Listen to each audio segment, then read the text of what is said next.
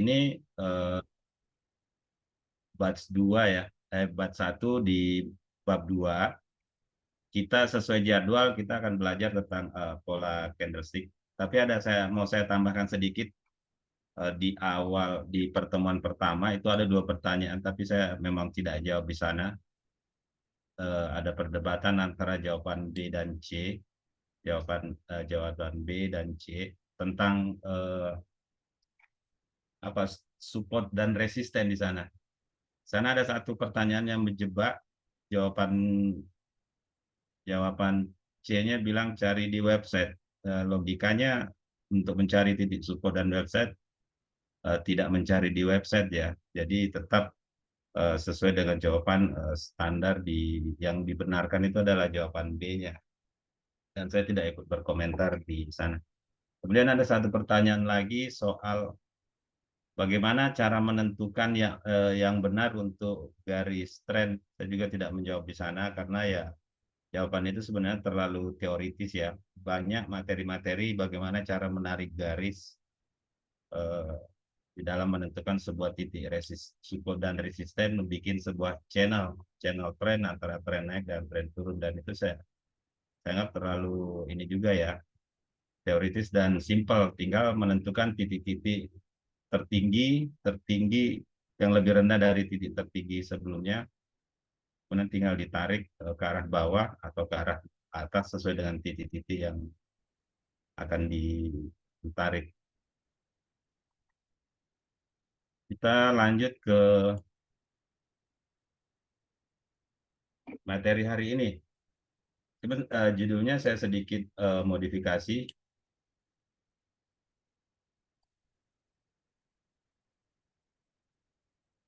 Analisa pola candlestick mengurangi resiko di dalam trading. Lebih tepatnya kalau saya lebih materi yang selama ini saya sampaikan, baik pertemuan-pertemuan edukasi saya secara offline khususnya biasa di workshop-workshop yang selama ini saya sampaikan adalah bedah candlestick. Karena mungkin di dalam materi yang saya sampaikan itu di luar pakem mungkin ya, karena saya dalam analisa pola itu tidak pure atau 100% menggunakan teori-teori yang banyak beredar di Google ataupun teori-teori yang banyak disampaikan oleh mentor-mentor lainnya.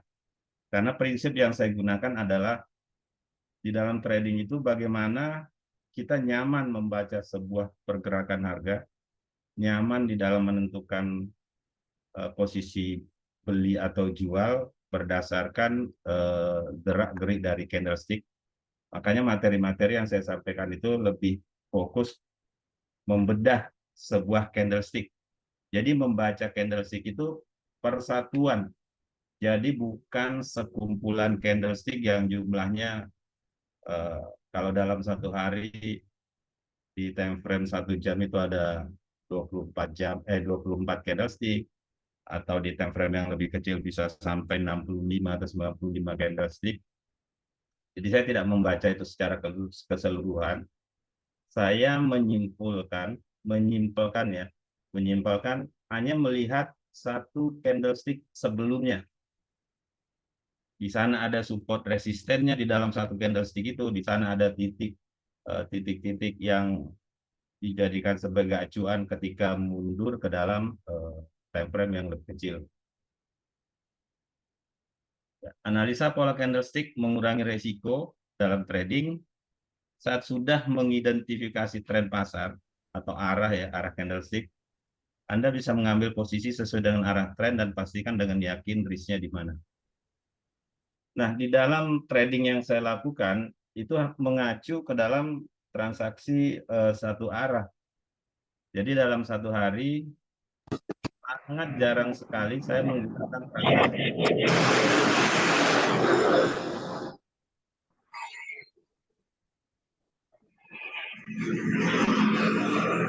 Di mana tuh ya? dalam satu hari transaksi, saya sangat jarang menggunakan transaksi yang bolak-balik, ada buy-nya, ada sell-nya. Saya menggunakan konsep trading itu satu arah. Kalau saya melihat sebuah arah transaksi hari ini trennya turun atau dalam sebuah action itu sell, saya hanya menunggu momen-momen sell di mana saya yakini harga itu akan berbalik arah di sana. Jadi sebentar nanti misalnya sell turun profit, terus entry lagi ganti buy misalnya. Saya tidak pernah lakukan itu. Jadi dalam satu hari itu sell, seandainya market itu bergerak berdasarkan pemahaman yang saya lihat bahwa market itu akan turun lagi dan turun lagi, ya satu minggu bisa hanya sell sell terus yang saya ambil.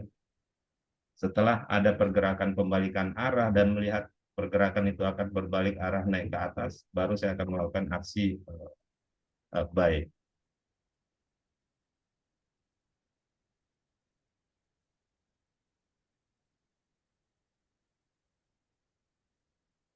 Di slide kedua teman-teman bisa lihat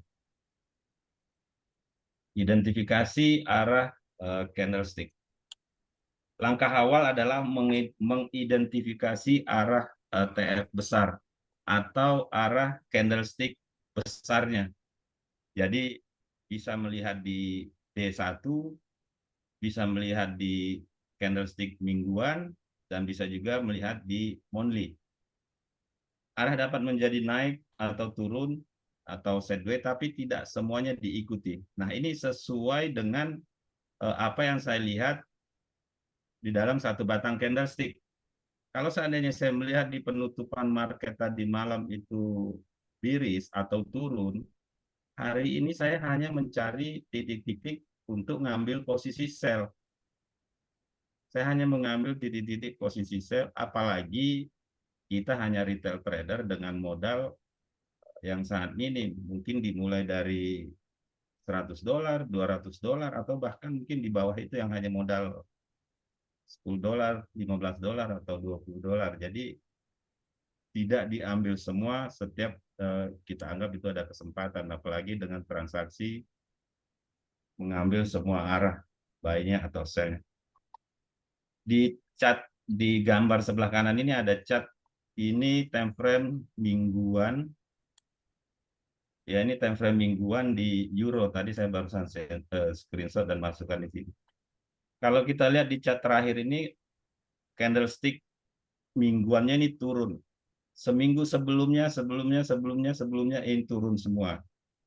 Nah, saya melihat setiap bangun tidur, buka chart, saya itu selalu lihat di daily-nya dulu.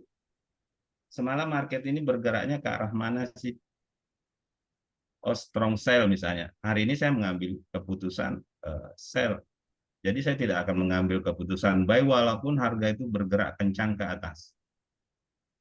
Untuk ikut buy sangat kecil kemungkinan saya untuk ikut buy. Mungkin besoknya setelah candle itu di close strong, baru saya mengambil keputusan untuk ikut beli. Itu konsep awal. Atau misalnya di daily-nya kok kayaknya candle-nya meragukan untuk kita baca, saya akan pindah ke weekly-nya, melihat tren dalam satu minggu ini ke arahnya seperti apa. Jadi itu konsep. Dan saya tidak pernah istilahnya narik garis ke atas ke bawah atau garis dari bawah ini tarik untuk melihat arah-arahnya. Jadi membaca tren itu di dalam pakem yang saya pakai dalam sebuah transaksi itu hanya melihat sebatang candlestick. Dan di sini waktu kita banyak untuk istirahat khususnya. Jadi tidak perlu begadang semalaman untuk melihat close market itu di mana. Apalagi kita hanya sebagai retail trader. Di dalam pasar, ya di dalam market, di dalam prinsip yang saya gunakan itu tidak ada kata harga ini sudah terlalu rendah atau harga ini sudah terlalu tinggi. Dan saya sarankan ke teman-teman harus bisa menempatkan diri, ya. Kita harus sadar kita ini siapa. Kita ini hanya spekulan. Kita bukan pegawainya Bank Sentral Amerika atau pegawainya Bank Sentral di Eropa atau mungkin keluarga kita yang bekerja di sana.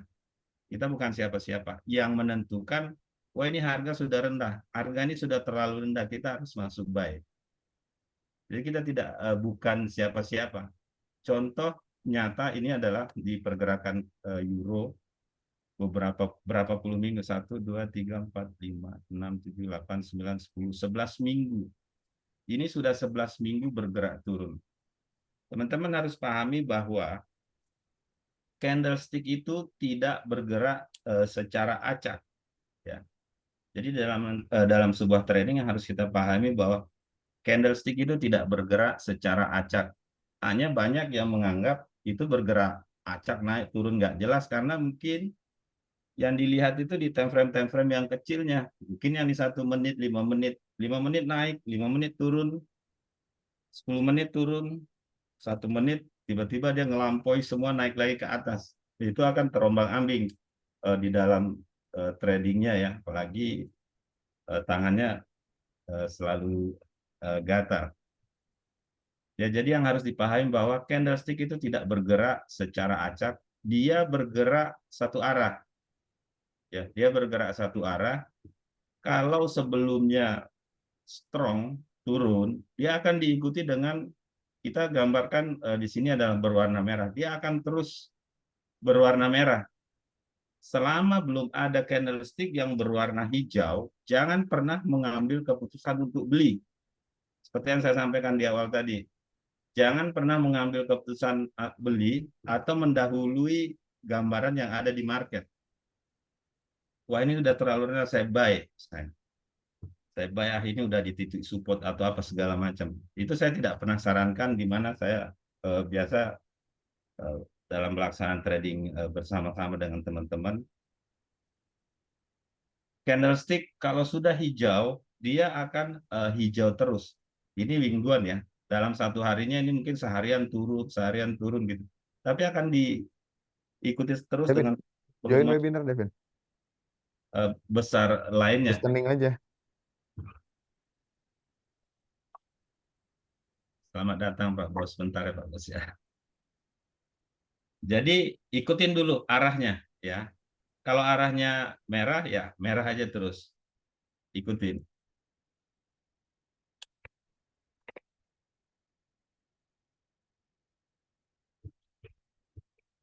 Di slide ketiga, arah candlestick bisa berubah secara tiba-tiba. Sebelum entry market, pastikan entry saat candlestick sudah berubah. Nah, supaya lebih yakin ya di dalam menentukan sebuah keputusan, entry lah di saat candlestick itu sudah di close. Dan candlestick ini tidak pernah bohong ya. Kalau sudah di close merah, begitu pindah candlestick dia tidak akan berubah lagi warnanya. Misalnya di candlestick 1 jam, sisa 5 menit dia strong, naik ke atas. Karena teman-teman tidak melihat di time-nya entry pada saat, wah ini naik nih, buy misalnya. Tiba-tiba 5 menit di penutupan dia malah turun cepat. Dan di close dalam kondisi shadow yang lebih panjang. Akhirnya ya itu tekanan sellernya misalnya lebih besar. Jadi pastikan candlestick itu sudah close dulu, baru entry. Misalnya di time frame 15, close di 15, pindah candle, baru ambil keputusan. Saya akan ambil buy atau sell. Jadi pastikan dulu candlestick-nya sudah tutup. Jangan di tengah perjalanan. Apalagi misalnya ada news. 19.30 ada news, di menit-menit pertama dia cepat ya naik turunnya. Kalau seandainya teman-teman trading di 5 menit, selesaikan dulu 5 menitnya. Ya, selesaikan 5 menitnya, di close-nya di mana, nanti baru diikutin. Atau mau di counter misalnya kan. Nah, itu tinggal nanti bagaimana teman-teman menganalisa. Jadi pastikan dulu candlestick-nya sudah close, sudah pindah, baru ambil keputusan. Jangan di saat candle itu sedang berjalan.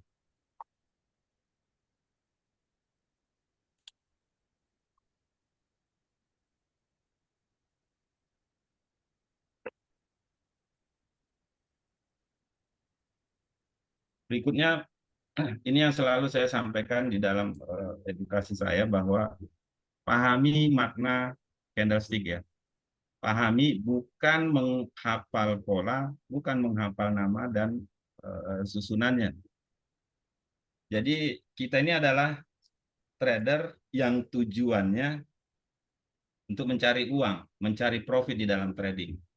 Buat apa kita hafal semua pola? Buat apa kita hafal semua nama-nama? Buat apa kita hafal susunan? Jika trading kita juga masih babak belur.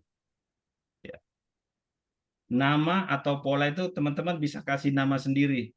Saya ada satu teman di Jawa, candle yang shadownya panjang di atas, orang biasa nyebutnya entah itu shooting star atau apalah namanya. Dia pakai nama Paku Kunti. Dia kasih nama yang wah ini Paku Kuntinya muncul segala macam. Itu yang penting kita paham dulu makna dari satu batang candlestick ini. Ya. Pahami, jangan dihafal. Karena kalau dihafal ya teorinya seperti ini, saya hafal seperti ini, disuruh buy misalnya kan, atau harga berbalik arah atau melawan dari posisi kita. Sudah yakin, baru entry buy dan sell. Ya dipahami ya. Nah, ini contoh basic dari candlestick yang ada di market. Kalau kita lihat di MetaTrader itu kan sangat banyak ya. Untuk menghafalnya berdasarkan pola-pola dan masing-masing orang tidak akan sama dalam penyebutan walaupun sumber materinya mungkin sama. Makanya saya sarankan ya lebih baik kita memahami. Inilah bentuk-bentuk candlestick yang beredar ya, yang banyak muncul di MetaTrader. Candlestick utama yang saya selalu pegang di dalam sebuah perdagangan itu ya hanya satu batang candlestick yang strong seperti ini. Kebalikannya itu berwarna merah.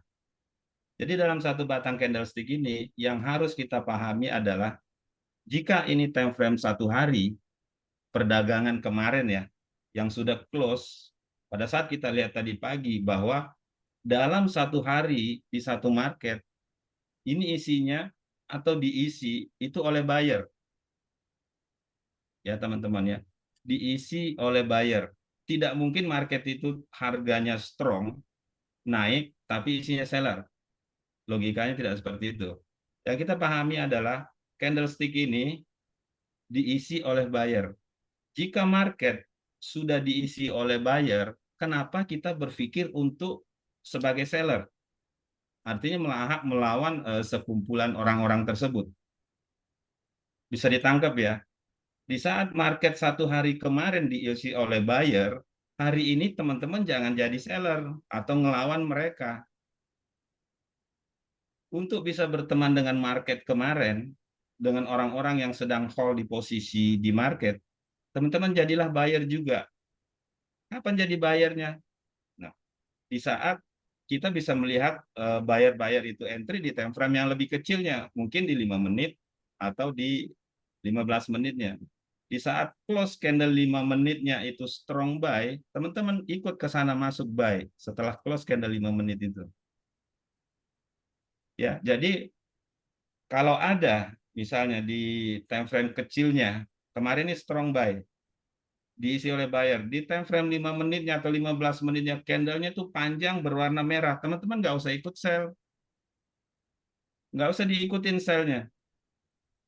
Begitu marketnya turun, nanti muncul candle buyer di 15 menitnya, udah strong. Teman-teman baru ikut buy. Karena kita ngikutin tren besarnya buyer yang sedang berada di market saat itu yang mungkin belum keluar. Jadi ini cara saya menentukan sebuah posisi. Dan saya selalu menyampaikan ke teman-teman yang ikut di dalam pelatihan yang saya lakukan, sebenarnya ya kita harus naik level. Untuk ambil posisi buy atau ambil posisi sell itu sebenarnya udah harus ditinggalkan. Sudah 1 tahun trading, 2 tahun trading, tapi masih bingung ini saya mau buy atau mau sell. Itu sebenarnya tinggalkan. Kita harus naik level. Level berikutnya adalah bagaimana kita trading itu selalu melihat resiko. Buy atau sell ini udah di luar kepala. Begitu kita lihat chart, wah ini saya buy. Yang kita lakukan adalah melihat resikonya. Jadi nggak usah diributin lagi, ini buy atau sell, ini sell atau buy, itu nggak usah diributin lagi. Naikkan level Anda di dalam sebuah transaksi itu langsung menuju ke resiko.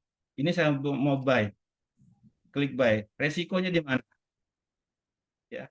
Tapi kalau teman-teman masih di dalam trading nih, masih berkutat ini buy atau sell, teman-teman tidak akan pernah bisa berhasil di dalam transaksi. Percaya sama saya.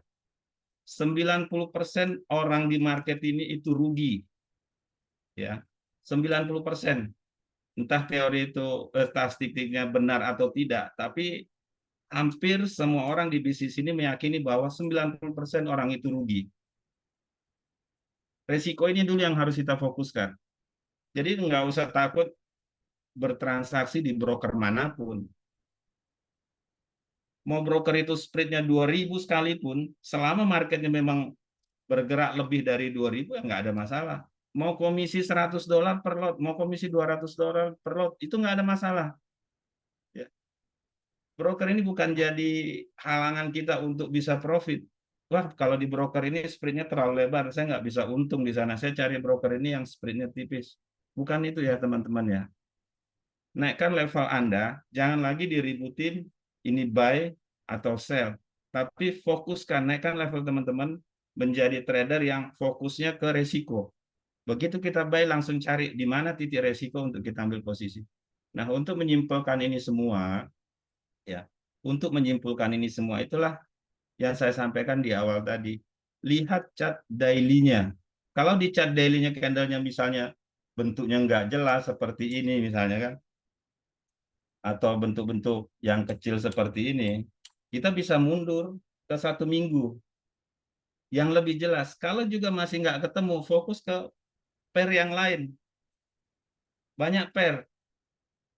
Nggak ada di pound sterling, kita cari di euro. Nggak ada di euro, kita cari. Mana yang ada? Kalau saya tidak pernah fanatik dalam satu pair. Kalau nggak ada kemungkinan di euro, saya akan pindah ke pair yang lain. Dan saya akan transaksi di sana. Di mana yang enak untuk kita baca. Ya, ini semua candle ini adalah gambaran-gambaran market yang ada. Fokuskan ke yang strong. Dan psikologinya, jika ini sudah strong, kemudian muncul satu candlestick yang seperti ini di atasnya, kita bisa menggambarkan bahwa kekuatan bayarnya sudah mulai berkurang. Ya, kenapa sudah tidak kuat? Bukan berarti waktunya untuk nge-sell. Ya, banyak orang sekarang salah paham. Candle strong kemudian muncul ini, candlenya masih hijau juga di atas. Beranggapan bahwa market ini sudah tidak kuat untuk naik dan mengambil kesimpulan untuk sell. Jangan, hindari itu. Entry-lah sell nanti di saat candle ini sudah muncul satu batang candlestick yang berwarna merah strong mengalahkan dari sekumpulan-sekumpulan candlestick buyer tadi. Ya, kita sekarang kita lebih, saya minta waktu lagi, kayaknya waktunya udah ini ya. Kita Gas langsung bang, gas, gas lanjut bang. ke meta 4 dulu sebentar. Saya stop dulu.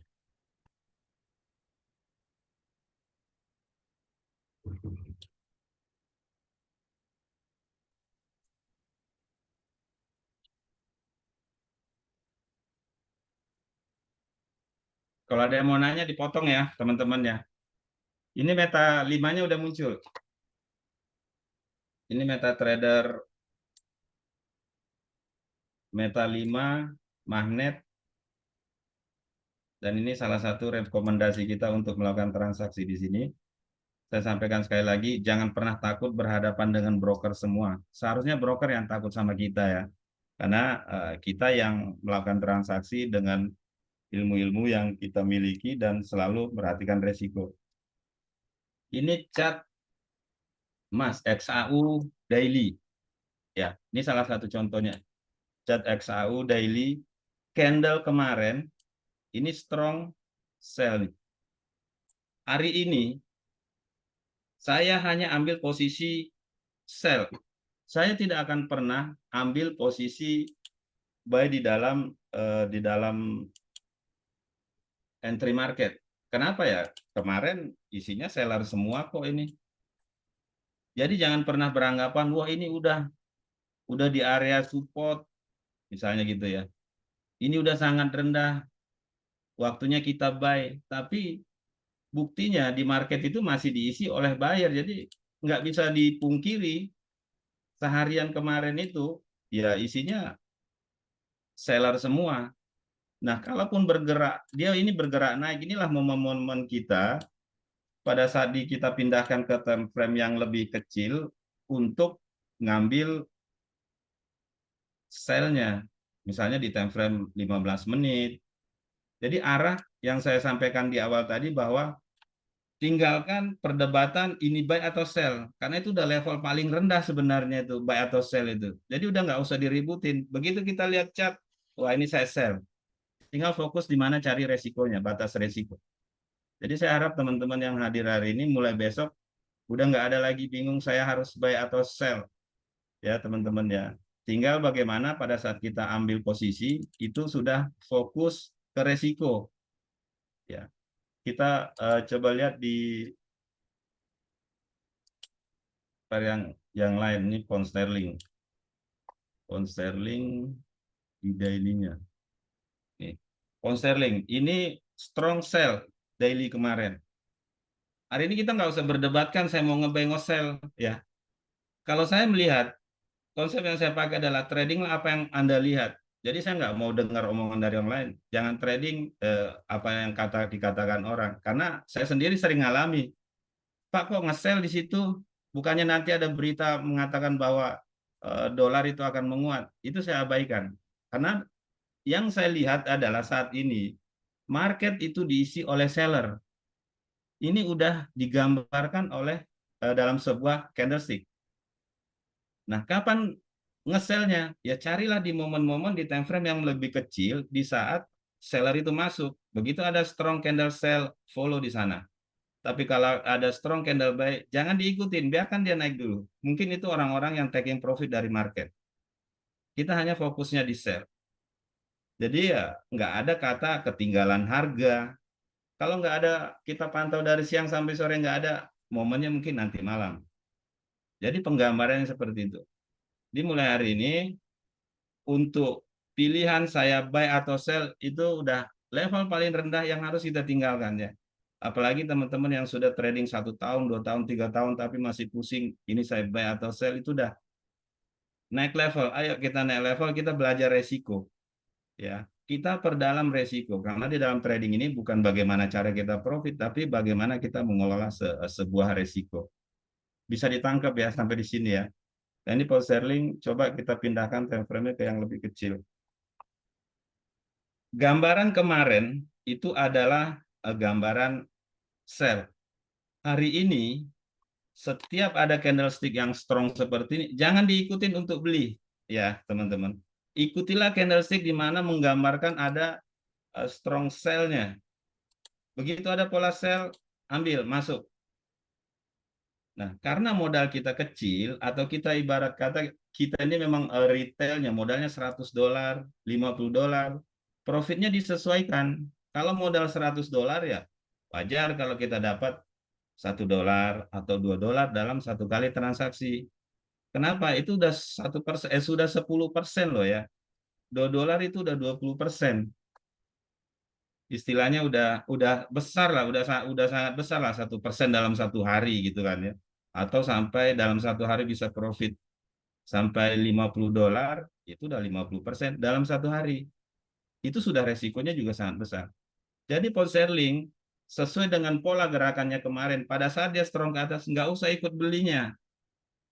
Ya, kenapa? Pada saat kita buy kemudian harga turun, kita sudah melawan market besarnya, kita akan habis di sana, top up lagi, top up lagi, top up lagi, marketnya masih strong ya. Sampai kapan kita mau top up terus? Ya itu penggambarannya ya.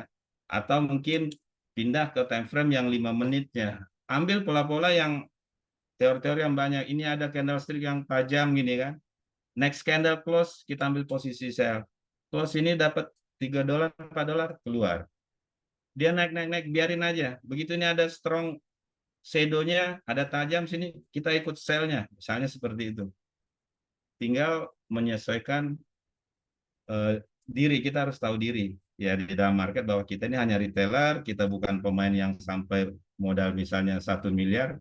Kalau modal 1 miliar ya kita tutup mata aja, klik buy, klik sell, klik buy, klik sell, itu nggak kalian sih ya. Tapi kalau modalnya hanya 200 atau 500 atau 1.000, yang kita benar-benar lakukan itu adalah ya trading dengan lebih fokus memperhatikan ke resiko. Tren besarnya turun, ada pola-pola seperti ini. Misalnya ini kan ada candlestick-nya cakep nih, misalnya kan. Terus udah ikut sell gitu kan. Kalau saya biasa yang di ini 50% dari strong ini saya udah sell di sini. Saya tinggal cari aja titik resikonya di mana gitu kan. Turun. Jadi hanya ngikutin gambaran besar dalam sebuah candlestick. Jadi nggak usah lagi begadang tidur jam 3, jam 4 hanya nungguin floatingan yang nggak jelas itu ya. Karena saya sangat banyak saya jumpai dan ini bukan satu dua floating $300 nunggu seminggu begitu balik arah profit $1 dibuang. Ucapannya apa? Alhamdulillah akhirnya bebas dapat $1. Itu sia-sia. Floating $300 dapat $5, $10 bilang alhamdulillah. Dia seketika lupa perjuangan dia dalam 1 minggu itu stres, nggak tidur, nggak makan, segala macam. Tapi hanya dapat $10, $5 udah mempertaruhkan resiko. Jadi ya di sini kita jangan pernah takut profit. Tapi resiko yang kita utamakan di dalam setiap pengambil keputusan. Nah ini saya rasa dari saya, ini gambaran yang saya jalankan selama ini, trading, itu segala teori yang banyak dijumpai, itu saya simpelkan sendiri, saya lebih fokus bagaimana membedah sebuah candlestick itu, memahami psikologi market, dan contoh terbesar ini adalah di euro, ya. Yang saya pahami dalam sebuah gerakan dan psikologi dalam sebuah transaksi, psikologi dari transaksi yang sering saya jumpai, contohnya ini, ya.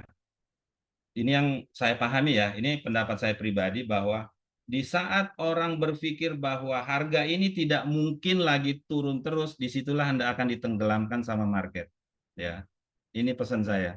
Di saat Anda berpikir bahwa harga ini tidak mungkin turun lagi, terus kemudian Anda ambil keputusan buy, disitulah Anda akan digiring. Ini psikologinya. Begitupun di atas, begitu harga tinggi, terus Anda berpendapat bahwa ini harga udah nggak mungkin naik lagi, disitulah Anda akan ditenggelamkan sama market. Ya, ikutin aja alurnya. Kita harus dinamis ya. Market itu dinamis, kita harus lebih dinamis lagi. Jangan kaku dengan sebuah teori.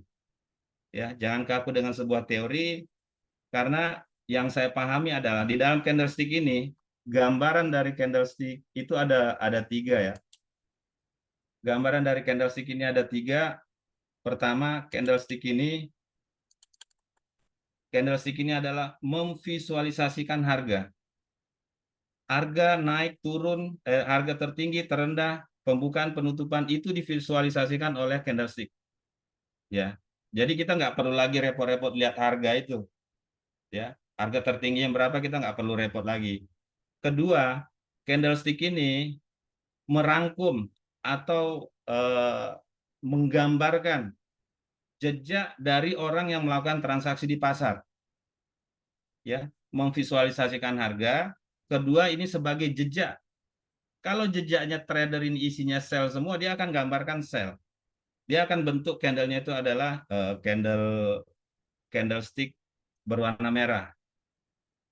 Ketiga, ini adalah pertarungan dari market buyer dan seller. Siapapun pemenangnya itu akan digambarkan oleh candlestick. Jadi kita nggak perlu repot-repot lagi dengan segala macam teori-teori dalam membaca ya. Ini yang saya rangkum dalam membaca sebuah candlestick. Jadi gambar nyata yang ada di candlestick ini strong sell, artinya isinya seller, jangan pernah berpikir untuk beli, ya cari peluang sell. Saya rasa dari saya itu aja, mudah-mudahan nggak ada yang bertanya ya, atau berdebat dengan saya. Karena ini adalah mungkin di luar pakem yang selama ini banyak dipakai di dalam sebuah teori-teori pengajaran di market. Moderator atau mungkin ada yang mau nanya, silakan. Iya, iya, buat rekan-rekan yang ingin eh, mengajukan pertanyaan dipersilakan. Sebelum saya lanjutkan ke pengajar kedua, narasumber kedua, silakan, monggo. Ya, terima kasih waktunya kepada Bang Alex ya dan Bang Bim. Waktunya banyak banget saya ambil. Nggak apa-apa Nggak kita apa-apa. pakai. Ya, slide saya cuma 1 lembar kok, Pak. Tenang aja, Pak. Saya boleh gantian share screen? Oh iya, Oke, ya. silakan, silakan. Ya, sebentar ya. Jadi judul kedua ini, Diambil daus. kalau nggak salah saya itu diambil tentang apa namanya jam trading ya. Jadi saya lihat dulu itu cara menentukan jam trading sesi kedua. Oke. Nah, saya ingin coba share screen ya. Sebentar. Oke. Oh, Pak Joy, kirain Pak Iwan yang ngisi ini ya. Lupa saya. Gantian kata Pak Iwan. Oh, gantian. Bentar. Ini kayaknya. Oke, saya gini aja deh. Oke, jadi eh, ini ya yang akan saya bahas. Jadi slide saya cuma satu, nggak usah panjang-panjang. Jadi sebenarnya eh, kita perlu pahami apa cara menentukan jam trading ya. Yang dimaksud dengan jam trading itu apa sih sebenarnya? Jadi apa sih kegunaan jam trading tersebut ya untuk kita trading gitu? Gunanya apa gitu? Apakah beda eh, trading di pagi hari, siang hari, sore hari, malam hari? Apakah beda gitu? Nah, tentunya di sini saya sudah share screen ya mengenai waktu ya, mungkin waktu dunia ya. Teman-teman bisa lihat di situ jam pasar dalam waktu Jakarta Indonesia atau GMT+7. Nah, di sini kelihatan bahwa di tabel atas itu ada 12, 13, 14 itu waktu GMT kita. Jadi jam 12 siang, jam 1 siang, jam 2 siang, jam 3 siang seperti itu. Nah, ini adalah waktu Indonesia yang WIB ya atau GMT+7. Nah, di bawahnya itu ada waktu market London. Ya kan, market London itu dimulai dari jam 2, ya dia kadang berganti ya, lebih cepat tambah 1 jam atau kurang 1 jam seperti itu. Jadi dimulai di jam 2, selesainya jam 10 malam. Terus ada waktu New York itu di jam 19 sampai jam 3 malam. Lalu ada waktu Sydney di jam 4 pagi ya sampai jam 11 siang ya. Dan waktu Tokyo di jam 6 sampai jam 11 sampai jam 2 siang gitu. Jadi ini adalah apa namanya waktu belahan dunia yang lain ya. Fungsinya apa gitu dengan adanya waktu London, New York, Sydney, Tokyo itu ada apa gitu. Nah, sebenarnya itu di catatan yang di bawah bahwa pentingnya jam trading adalah kaitannya dengan volume perdagangan. Jadi nanti kita cocokin di grafik di market apa sih kaitannya jam trading, apa kaitannya dengan volume yang terjadi pada jam tersebut, ya kan? Terus apa yang bisa kita lakukan, ya kan? Di sesi ini adalah ini yang mau kita bahas gitu. Jadi mengenai apa namanya jam trading, ya kan? Oke. Nah, mungkin saya akan share MT5-nya saya. Ini saya ganti lagi ya sebentar ya. Ini cara share screen-nya supaya keseluruhan gimana nih? Wait dulu. Saya satu-satu nih jadinya. Ini. Oke, ini tadi ini Meta 5 ya. Ini MT5 dari yang kita punya. Teman-teman mungkin kalau melihat seperti ini, ya ini akan bingung gitu, ya kan? Ini polos banget nih, ya kan? Cara nentuinnya seperti apa gitu. Nah, tentunya berkaitan ke jam trading tadi, ya. Ini saya kesulitan multiple screen. Sebentar ya teman-teman ya. Ini saya kesulitan dalam share screen keseluruhan ini. Biar enak ganti-ganti itu seharusnya di advance. Ini deh keseluruhan deh. Share screen. Saya ambil semuanya deh. Ini udah kelihatan ya? Ya. Oke, nah gini nih. Jadi ini meta 5 ya. Sekarang kita balik ke sini. Nah, teman-teman bisa lihat di sini ada waktu London, New York, Sydney, Tokyo. Ya kan, yang mana waktu London itu dimulai di jam 2 siang. Ya kan? Nah, apa kaitannya dengan harga di market atau grafik di market? Kaitannya apa dengan jam trading ini? Nah, memang kalau tampilan seperti ini itu akan menyulitkan gitu ya. Jadi apa namanya, kita perlu tambahin satu indikator ya. Kalau saya sih biasanya pakai show period factor, separators ya. Show period separators ini. Nah, ketika kita menambahkan ini, kita sudah dapat satu insight bahwa setiap satu garis putus-putus ini adalah menandakan dimulainya market. Jadi contoh ya, seperti hari ini ya, di 26 September, kita melihat bahwa market dimulai di sini. Oke, jam 00.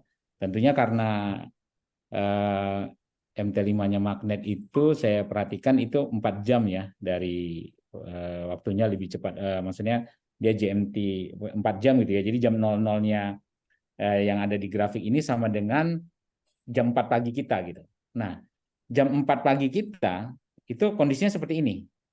Oke, kalau misalkan kita turunkan time frame yang lebih rendah lagi. Nah, seperti ini. Oke. Nah, ini kondisi market di jam 4 pagi. Jadi, teman-teman bisa lihat karena ini candlestick M30 ya. Berarti satu candlenya itu 30 menit gitu. Nah, teman-teman bisa lihat bahwa ini 2 candle berarti 1 jam, jam 5 ya kan, jam 6, jam 7 ya kan, jam 5, jam 6, jam 7, setengah 8. Nah, di setengah 8 pagi ya, terjadi pergerakan nih. Nah, teman-teman bisa lihat nih insight-nya di sini. Di area ketika open market di jam 4 pagi ya, di sini itu belum ada pergerakan yang signifikan. Maksudnya kalau kita ambil itu range pergerakannya hanya 73 poin ya, atau minus 0,07%. Nah, ini ketika kita lihat, wah ini marketnya nggak bergerak nih, ya kan, di jam segini kenapa ya marketnya nggak bergerak gitu. Nah, teman-teman kembali lagi nih ke sini, ya kan, kita lihat di sesi di jam 4 pagi di sini di apa namanya, di slide saya cuma satu halaman aja nih, nggak sebanyak-banyak, tapi ilmunya dalam gitu. Jadi di jam 4 pagi itu sesi market, maksudnya sesi market tuh gini, sebenarnya pagi di Sydney itu udah pagi gitu, ya kan, mereka udah beraktivitas, marketnya sudah mulai gitu, maksudnya mulai bangunnya orang Sydney atau orang Cina beraktivitas, atau jam 9 pagi atau jam 8 paginya Sydney itu adalah di jam 4 pagi kita gitu. Jadi artinya ketika market jam 4 pagi itu hanya ada orang Sydney yang masuk pasar gitu. Nah, ya kan, hanya ada orang Sydney. Nah, akhirnya market tidak bergerak. Loh, apa hubungannya gitu dengan orang Australia bangun? Harusnya sih market Australia jalan gitu. Nah, kita lihat, ya kan? Kita lihat. Nah, ini market Australia sama juga nggak gerak gitu. Gitu. Masih ya ada sih pergerakan ya di sini, pergerakan candlestick-nya ada pergerakan ketika di open market nih. Cukup range-nya cukup besar ya. Ada di 91 poin ya di pagi ini. Tapi teman-teman bandingkan dengan setelahnya gitu. Setelahnya maksud saya itu setelahnya di sini nih. Ya, ketika di sini range-nya udah mulai panjang gitu. Gitu. Jadi ketika waktu pasar Sydney aktif di jam 4 pagi, jam 5, jam 6, jam 7, jam 8, jam 6-nya sudah mulai masuk Tokyo ya, jam 6 jam 7-nya sudah mulai masuk Tokyo. Itu harga belum begitu cenderung bergerak. Tadi mulai ada tambahan ya di setengah 8 ya tadi kalau di euro ya kalau nggak salah saya ya. Di euro itu mulai ada pergerakan di sini. Ya kan kita lihat. Sorry. Ini saya bentar, ini mengganggu saya ini. Gimana sih caranya? Nah, nih. Oke. Nah, di sini ya, di area sini itu jam 3.30 berarti tambah 4 jam ya. 4 jam berarti 7.30. Itu mulai ada pergerakan ya. Mulai di sini tuh. Marketnya mulai bergerak gitu. Nah, karena kenapa? Karena sesi pasarnya sudah masuk Sydney dan Tokyo gitu. Nah, itu. Jadi, apakah ini perlu dihafal? Kalau saya sih enggak sih, ya, enggak perlu harus dihafal. Mudahnya itu begini. Kalau insight dari saya, jadi grafik ini itu bergerak berulang gitu. Pergerakan yang terjadi pada grafik itu selalu berulang, ya kan, teman-teman. Tambahkan aja batasan hari ini kan artinya open market nih, ya, batasan harinya. Ini berarti disinilah open marketnya, ya kan, teman-teman. Lihat aja nih ke belakang. Oh, di euro ini dia mulai bergerak di jam 10 waktu meta. Berarti ini sebenarnya tambah 4, berarti jam 2. Euro mulai bergerak jam 2. Gitu. Nah, sama seperti ini. Ini pergerakannya ya, atau teman-teman bisa lihat di apa namanya di daily range-nya. Ini apa sih? Sebentar, saya harus besar ini nih. Nah, dia nggak besar.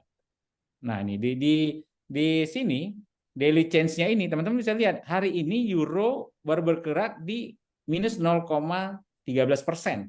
Nah, kalau teman-teman tiap hari trading, teman-teman harus lihat tuh kemarin berapa ya pergerakan euronya, berapa persen gitu dari sini ya. Jadi kelihatan gitu. Nah, di sini kelihatan nih range yang terjadi itu, pergerakan yang terjadi itu adalah di jam ini.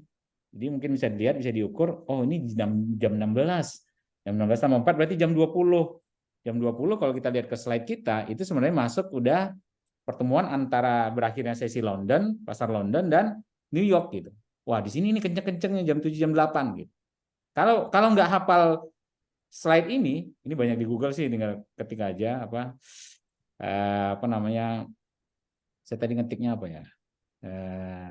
Bukan ini sih. Apa jam waktu trading gitu, apa di search aja. Jadi kalau teman-teman nggak hafal bisa di search, atau teman-teman lihat aja kebiasaannya. Oh, euro tuh kemarin di jam 16 udah mulai bergerak ya, sampai dia mulai berakhir trennya itu di jam 17 ya. Jam 17 berarti itu tambah 4 berarti di jam 21 ya. 17.4 21 berhenti di jam 9 malam, habis itu nggak ada tren gitu. Nah, di hari sebelumnya lagi kita lihat nih. Oh, dia mulai dari open market berjalan, mulai terjadi trending ya, pergerakan yang cukup signifikan besar itu di jam 10.00 misalkan seperti ini. Ya kan? Berarti di jam 2 siang. Nah, nanti kebiasaan-kebiasaan ini ya kan, kita akan tahu nih, oh kalau euro sih bergeraknya seperti itu ya gitu. Di pagi jarang dia gerak gitu. Nih di sini nih teman-teman bisa lihat sendiri. Di pagi hari itu euro tidak banyak pergerakan. Ya kan? Nah, mulai memasuki pasar Eropa ya kan, dia mulai bergerak gitu. Di hari sebelumnya juga seperti itu. Nah, teman-teman bisa lihat nih ya. Dia mulai bergerak. Jadi sebenarnya di sini ada insight lain yang bisa dilihat bahwa teman-teman bisa nungguin nih, ini euro belum gerak nih, ya kan? Nanti tinggal pasang pelajaran kemarin yang diajarin oleh Pak Irwan Setiawan ya, support resistant, apakah di sini menjadi support daily-nya, ya kan? Atau di sini resistannya, teman-teman kasih perangkap untuk misalkan mengambil posisi berdasarkan breakout ya. Kalau tembus support resistant tadi kan di minggu lalu disampaikan bahwa ketika resistannya tembus maka akan menjadi support ya kan, support berikutnya gitu. Nah, itu bisa seperti itu kan. Jadi kalau tembus, nah ini justru ikut buy seperti itu. Atau mungkin teman-teman punya insight yang lain nih, punya wawasan yang lain bahwa wah kalau di sini dia tidak bergerak, saya tradingnya di waktu range seperti ini aja, sampai sini saya buy, sampai atas saya sell gitu. Jadi istilahnya apa ya, scalping gitu ya. Gitu. Itu bisa juga seperti itu gitu. Jadi atau yang pengen mainnya range gitu, pengen mainnya yang trending gitu ya. Jadi ketika mulai bergerak ya, sama seperti hari ini, nah ini ketika seperti ini, wah ini euro udah mulai bergerak nih, misalkan sudah mau tembus supportnya di hari ini misalkan, ya misalkan kalau daily-nya. Nah ini kan daily nih, berarti pergerakan bulanan harusnya ini ya, yang ini ya. Tapi kalau kita ngambil H1-nya ya ini, maka yang terjadi adalah ini apa namanya, satu hari ini gitu di H1. Nah kalau kita misalnya lihat seperti yang kemarin Pak Irwan ajarkan bahwa wah di sini tidak ada apa namanya, tidak ada supportnya lagi nih, terlalu jauh ke belakang beberapa hari sampai 4 September misalkan. Nah kan ada kebiasaan bahwa ketika supportnya tembus ya kan ke bawah, maka akan terjadi breakout. Artinya dia akan support yang ini akan menjadi resisten berikutnya. Nah, mungkin teman-teman bisa melakukan pending order di sini ya kan di euro. Kalau teman-teman mau langsung ketika dia menembus area support ini, teman-teman bisa melakukan pending order buy stop ya. Jadi buy stop seperti ini. Kalau teman-teman ambil di harganya berapa ini? Coba kita lihat ya. Ini misalkan di 1.05556.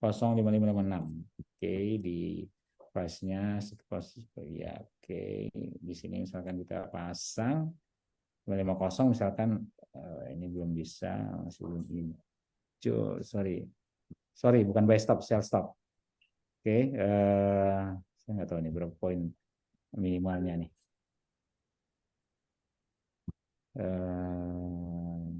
Jauh kayaknya ini. Saya nggak bisa. Oh sorry, volumenya belum. Oke sorry. 1 poin. Sebentar, 555 belum bisa. 4 ya, satu nggak bisa. Oh ini kejauhan kalau segini. Nah ini bisa. Kita place misalkan. Ini apa lagi? Masalahnya pending 0,1 turunin lagi. nggak tahu kenapa. Harusnya bisa pending ya. Jadi kita pasang pending di sini supaya sell stop di area ini. Jadi ketika dia tembus, ya kan. Misalkan kita menganggap karena pergerakannya range-nya baru segini ya, baru segini. Sekarang kita menganggap karena ini area support yang cukup kuat.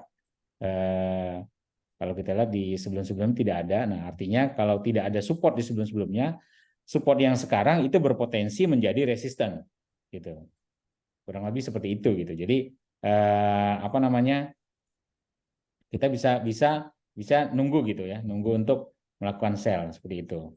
Nah di euro, jadi karena belum juga terjadi pergerakan ya di euro, masih range-nya masih sedikit ya kan hari ini, harganya belum mulai bergerak gitu. Nah kalau misalkan kita coba ke market yang lain, misalkan kayak di emas misalkan, kita bisa lihat. Oke, nah ini di emas. Nah, justru di emas sudah ada pergerakan ya dari open market. Di sini teman-teman bisa lihat ini di jam 5 berarti jam 9 pagi ya. Ya jam 9 pagi itu emas sudah mulai bergerak turun. Nah, ini sudah mulai terjadi pergerakan. Nah, kita lihat di hari sebelumnya bahwa justru behaviornya emas di hari sebelumnya itu gitu, open market dia terus bergerak gitu. Maksudnya terjadi pergerakan, tidak seperti euro tadi ya. Nah ini kalau saya ambil seperti ini, nah ini emas itu langsung ada pergerakan gitu, open market dia langsung bergerak, ya kan? Kecuali di sini. Nah di sini dia lebih sideway, tapi ketika di jam 16 berarti ini jam 8 malam gitu, jam 20 emasnya di market New York ya, Amerika itu terjadi pergerakan trending ya di jam itu gitu. Jadi cara melihatnya sih kalau saya lebih cenderung ke behaviornya dia di hari-hari sebelumnya. Terus saya juga biasanya ngecek ini jam berapa sih dia gerak, di sini mulai naik gitu kan dari pergerakan yang turun ini. Oh ini jam 10 berarti jam 2 siang kan, tambah 4 jam waktu kita nih, 10 tambah 4 kan, jadi jam 2 siang. Nah, artinya di waktu sesi London dia sudah terjadi pergerakan, ya kan. Nah, seperti itu kalau dari materi jam trading yang saya bawakan. Jadi catatannya adalah pentingnya jam trading adalah kaitannya, jam trading itu adalah kaitannya dengan volume perdagangan. Maksudnya seperti apa? Jadi tentunya pada saat market Eropa atau market Amerika bertemu, tentu volume perdagangan itu akan lebih tinggi. Maksudnya volume perdagangan orang yang trading gitu. Jadi volume orang yang buy atau yang sell itu akan lebih tinggi. Terus mungkin ada yang komen, Pak, kita sama teman-teman biasa trading 24 jam Pak gitu. Ya kan, trade bar, trading bar ya. Mungkin 1-2 orang gitu, tapi secara keseluruhan harusnya ya para bank ya, karena yang trading di pasar kita bilangnya kalau kita ambil di mata uang berarti di pasar forex ya, itu pasti kan bukan cuman trader ya kan, mungkin ada materi lain tentang siapakah pelaku pasar gitu kan. Bank itu pelaku pasar gitu. Nah, banknya kan nggak transaksi gitu kan. Terus ada juga mungkin ada yang bilang big boys, ada juga yang apa namanya perusahaan-perusahaan ya, itu kan melakukan transaksi. Tentunya kalau di luar jam market itu, di luar itu pasti mereka tidak bertransaksi gitu, tidak melakukan transaksi. Nah, makanya pentingnya kita mengetahui cara simpelnya, oh kalau gitu enaknya trading berarti mulai siang, sore, jam 3, atau jam 4, atau jam 2, sampai jam 11 malam, jam 10 malam mungkin gitu. Nah, beda lagi kalau misalkan ada FOMC ya, ada apa namanya, mau ada pidato-pidato gitu, mau ada speak gitu. Nah, itu kan di sesi Amerika biasanya gitu kan. Yang mempengaruhi pergerakannya cukup tinggi gitu. Jadi inilah yang dimaksud dengan jam trading ya, cara menentukannya itu tentunya itu untuk melihat pergerakan atau mengatur strategi yang ingin kita lakukan, ya kan. Maksudnya kalau di waktu pagi jam 4 jam 5 subuh ya, 4 pagi 5 pagi itu strategi apa yang bisa kita gunakan ketika di sini, ya kan. Apakah kita menganggap market ini sideways sehingga kita mungkin sampai di support kita buy, sampai di resisten kita sell, seperti itu kan. Nah, kita belum menentukan bahwa oh ini udah mulai trending ya kan, sudah terbentuk trennya gitu. Nah, jadi itu akan berpengaruh gitu ke strategi trading kita gitu, ya kan.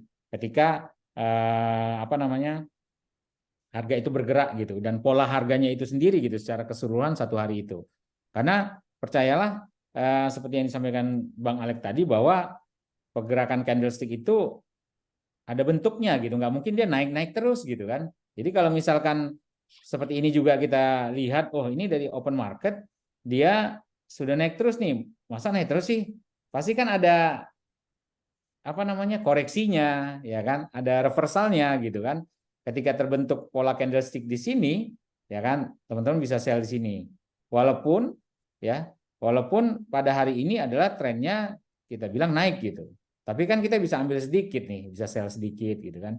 Maksudnya sedikit tuh enggak sedikit juga ya. Ini kalau kita tarik garis itu bisa sampai 155 poin gitu kan. Gitu. Jadi lumayan gitu. Atau mungkin di 100 poin atau di 80 poin itu udah TP gitu kan, udah cukup gitu. Seperti itu. Gitu. Jadi sebenarnya supaya kita mengetahui ya kenapa harus belajar jam trading, cara menentukannya, supaya kita mengetahui bahwa sebenarnya kita tidak sendirian di market, ya kan. Kalau kita MC sebenarnya MC-nya bareng-bareng juga gitu. Kalau kita profit sebenarnya profitnya bareng-bareng juga gitu. Jadi sebenarnya rame gitu. Orang yang ada di market ini ada banyak orang. Nah, ketika apa namanya, arah kita sesuai dengan kebanyakan orang yang transaksi itu, maka pastinya kita akan profit gitu. Misalkan pada saat ini di pasar itu lebih banyak buy-nya gitu ya kan, lebih banyak yang buy dan kita ikut buy pasti kita profit gitu. Lebih banyak sell-nya, pasti harga turun, lebih banyak buy-nya, pasti harga naik seperti itu. Nah, apakah ada satu tempat volume yang menentukan volume secara keseluruhan? Nah, itu kalau karena ini pasarnya bilateral, saya kira agak sulit menentukan gitu, maksudnya mencari data itu gitu. Karena kebanyakan transaksi itu di-keep di pialang-pialang tertentu gitu. Kalaupun ada liquidity provider, masing-masing mereka juga punya volume tersendiri gitu. Beda dengan misalkan ini adalah pasar spot gitu kan, atau multilateral gitu. Nah, itu volumenya tersentralisasi. Nah, tapi kalau yang model bilateral seperti ini itu tidak tersentralisasi dia gitu. Tapi ada data-data yang mewakili, mungkin data-data transaksi bank yang ada di berita-berita di Bloomberg segala macam ya kan. Nah, itu mungkin mewakili, tapi tidak itu bukan menjadi data keseluruhan dari transaksi suatu pair tersebut gitu. Nah, itu yang ingin saya sampaikan perihal jam trading ya. Jadi teman-teman yang penting tahu, oh kenapa nih di jam 4 pagi, jam 5 pagi, jam 5, harganya diem aja, nggak gerak gitu kan. Oh tiba-tiba ini kok sore kok kenceng banget nih geraknya nih. Ya kan, oh ternyata orang London ya kan udah bangun, udah mulai trade ya kan, udah bertransaksi, sudah masuk pasar. Terus apalagi menuju jam 6 sore, teman-teman bisa lihat sih jam 7, oh ada sesi Amerika rupanya. Pasar Amerika aktif gitu kan. Nah, nanti teman-teman tinggal lihat di grafiknya nih.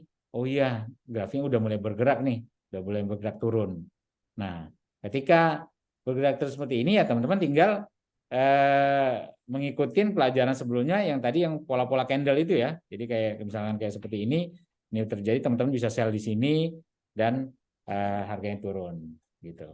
Atau mungkin nanti ini di euro harganya tembus ya di 105547 ini ya bisa diambil sell, dicoba gitu kan. Apalagi peluangnya adalah sekarang jam 4 gitu kan. Jam 4 menuju market Amerika gitu. Nah, kalau tembus harusnya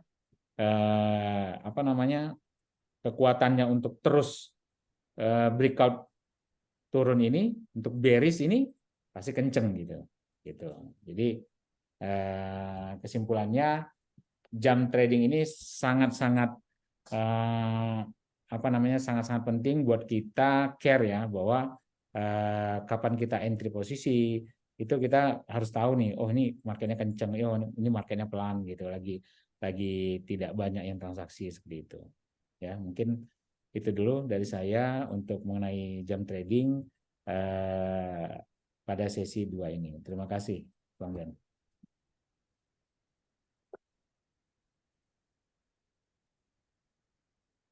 Moderator. Moderatornya tidur. Iya Bang Alek, iya bisa dilanjut. Dari saya cukup sekian.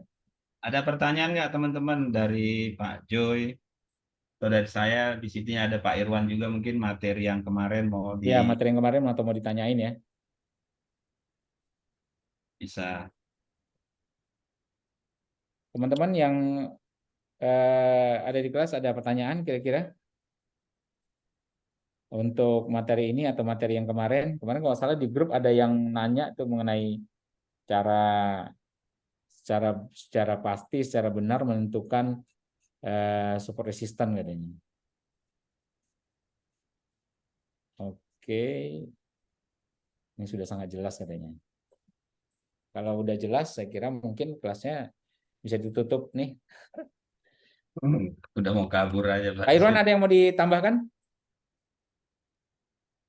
Sudah Pak, tidak ada. Mungkin nanti pas materi Incoming mail. keempat aja kali ya. Ya, ini ada pertanyaan nih. Membatasi resiko standar berapa pip? Model ideal menurut Pak Alek berapa tuh? Dan buat Pak Alek tuh pertanyaannya tuh. Pertanyaannya menarik ya, karena memang di sini menurut saya banyak kontroversi di mana untuk idealnya untuk membatasi sebuah khususnya stop loss. Banyak yang menganut paham stop loss itu dengan angka statis ya, atau angka tetap. Ada yang menyarankan bagusnya stop loss 30 pip, ada yang nyaranin 50, ada yang 75, ada yang 200. Kalau saya itu dinamis. Stop loss itu bisa tipis, bisa 3 pip, 3 poin atau 5 atau 10 berdasarkan candlestick yang saya masuki. Jadi dinamis.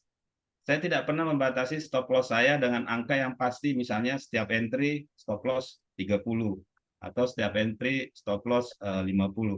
Jadi menyesuaikan di mana titik entryan yang saya jalankan. Saya buka chat sebentar ya. Masih bisa ya Pak ya? Bisa, Contohnya, Pak. jadi saya, dan ini harus ya teman-teman ya, stop loss itu harus, kalau seandainya teman-teman nggak tegaan orangnya, misalnya nggak tega nge-cut posisi, ya lebih bagus pasang stop loss untuk pengaman, dan jangan pernah takut rugi. Ya, di dalam trading jangan pernah takut, karena kalau kita takut-takut rugi ya ujung-ujungnya memang akan habis beneran.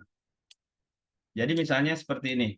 Kalau saya memutuskan untuk ambil posisi sell ya, posisi sell di sini, batasan idealnya untuk sebuah batas rugi, saya akan ngambil di harga tertinggi sebelumnya jika saya sell di sini. Jadi ini adalah batas resiko.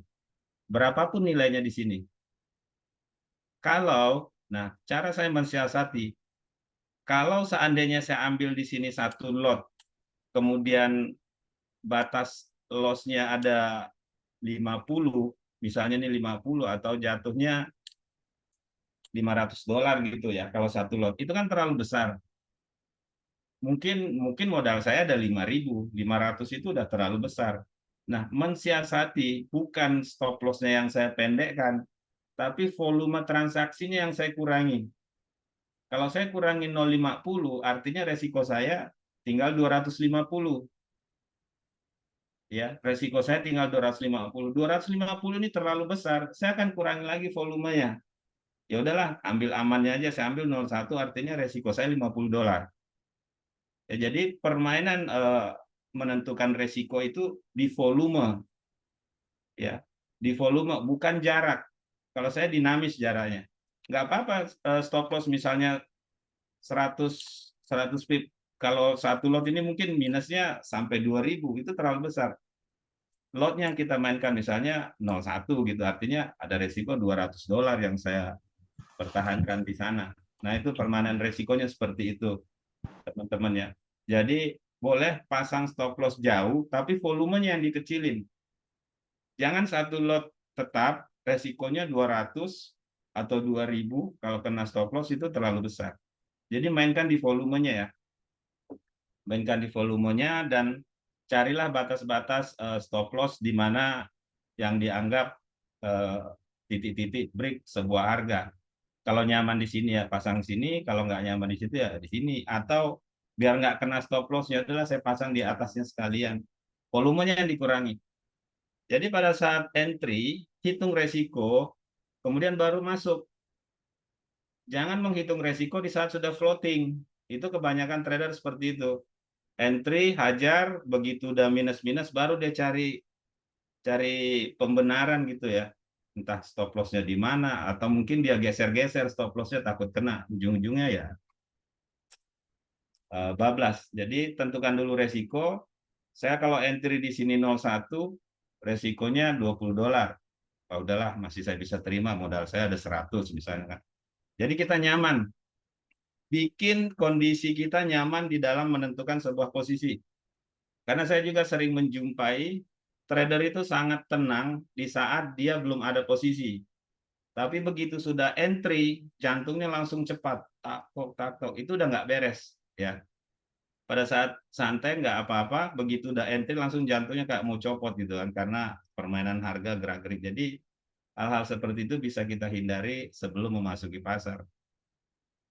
Kena stop loss, rugi, ya udah dianggap biasa aja.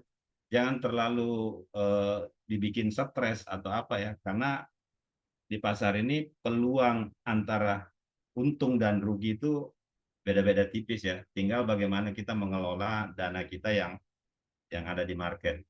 Jangan modal 1.000 lot tapi kesannya kayak modal 1 miliar gitu kan. Minus 5 poin masuk lagi, minus 5 poin masuk lagi, akhirnya posisinya 10 posisi averaging, tapi nggak ada yang ngelawan arah gitu ya, nggak balik-balik, akhirnya habis. Saya rasa itu aja jawaban ininya kalau dari saya. Jadi SL itu dinamis ya angkanya, jadi nggak statis 30 atau 50. Bisa tipis, bisa besar, tergantung kadang time frame ya. Kalau saya di H4 ya SL bisa 50 karena dia jauh jarak titik tertinggi terdekatnya. Itu aja Pak Joy.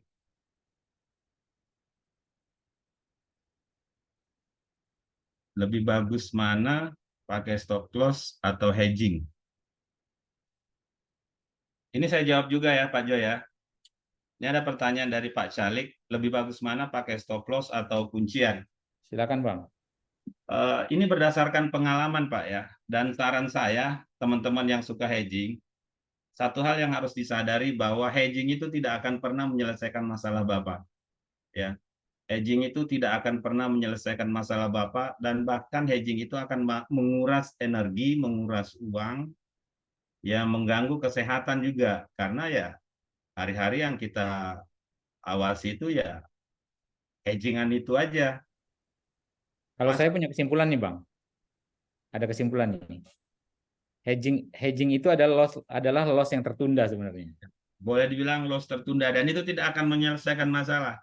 Karena apa? Hedging ini umumnya muncul di saat modal itu sudah mau habis, ya. Betul. Dan saat itu modal itu sudah mau habis, baru tindakan action dari trader itu adalah kuncian. Intinya lupain dulu, kunci, tutup laptop, mikirnya besok, tapi nggak akan bisa tidur juga mikirin itu. Pikir lagi mau top up lah untuk menyelesaikan hedging. Begitu sudah buka laptopnya, lihat hedgingan, harga sudah di tengah. Untung nggak benar, pasang buy nggak benar, yang sell juga nggak benar. Akhirnya ya stres. Lebih baik cut loss atau pasang stop loss dan terima kerugian itu. Orang yang sukses di forex ini adalah orang yang bisa menerima dengan ikhlas kerugian yang terjadi. Ya, teman-teman. Orang yang bisa menerima dengan ikhlas kerugian ini di dalam market ini orang yang bisa berhasil untuk jangka panjang. Karena kita harus sadari bahwa kita berada di market yang penuh resiko. Ya, kita berada di market yang penuh resiko, dan orang yang sudah mahir memainkan resiko itu di market ini dia yang akan berhasil. Jadi kalau MC bangkrut itu anggap hal biasa, ya. Anggap itu hal yang biasa karena ya kerugian-kerugian yang kita bisa terima itu akan berbalik seiring dengan pengetahuan kita semakin baik di dalam trading. Ya, inilah pentingnya kita belajar dulu sebelum trading supaya pengalaman-pengalaman yang kita praktekkan dalam sebuah transaksi itu berdasarkan ilmu. Jadi bukan hanya entry sesuka-suka kita gitu kan ya. Pengen buy ya nge-buy, pengen sell ya nge-sell, tapi akhirnya tidak membuahkan hasil. Saya rasa itu aja. Ada tambahan silakan kalau ada yang mau nanya, mumpung udah 4:30 ini. Mungkin yang dibahas Pak Alex tadi nanti ada di materi saya tuh Pak. Udah dibahas duluan, udah dibahas lah teasernya. Apa-apa, itu karena kita harus selalu mengingatkan soal resiko ini. Ya. Cuman nanti di materi saya tuh di sesi terakhir saya akan kasih tahu cara ngitung-ngitungnya gimana dari awal sampai akhir. Gitu. Tapi kurang lebih ya kira-kira seperti itulah. Saya titip pesan sama teman-teman ya, sama teman-teman yang hadir di sini bahwa jangan pernah takut berhadapan dengan broker ya, apalagi broker lokal. Karena isu yang berkembang di luar itu orang takut sekali untuk trading di broker lokal. Jadi di sini adalah intinya perkuat ilmu kita, ya, mahir kita trading, kita mau ditempatkan di broker manapun kita akan nyaman ya. Penting kita sudah tahu resikonya, sudah tahu tekniknya. Ketemu dengan broker manapun itu tidak masalah. Apalagi cuma ngadapin komisi $50, $30 itu sebenarnya nggak ada apa-apanya. Dan wajar broker menempatkan komisi-komisi seperti itu ya karena ya broker juga perusahaan yang mencari untung dari komisi, dari spread segala macam. Jadi ya kalau brokernya spreadnya tipis, rebate-nya besar, nggak ada komisi, nggak ada swap, akan menjadi sebuah tanda tanya juga dapat untungnya dari mana. Kira-kira gambarannya seperti itu. Sekali lagi jangan pernah takut berhadapan dengan broker lokal, berapapun profitnya pasti dibayar, teman-teman. Benar Pak Alex. Euronya udah tembus support ya. Oke. Kalau saya sih tutup mata, sell terus euro tuh selama belum ada buyer masuk di daily. Iya. Oke. Mungkin itu aja kali ya. Hari ini Bang Alex udah 4:30 juga ya. Ya. Kelasnya kita tutup. Terima kasih teman-teman yang udah datang. Sampai jumpa lagi di kelas berikutnya di minggu depan di hari Rabu di jam yang sama jam 3 ya, dengan judul berikutnya ya. Terima kasih. Assalamualaikum warahmatullahi Terima kasih, wabarakatuh. Pak. Selamat sore. Waalaikumsalam. Selamat sore.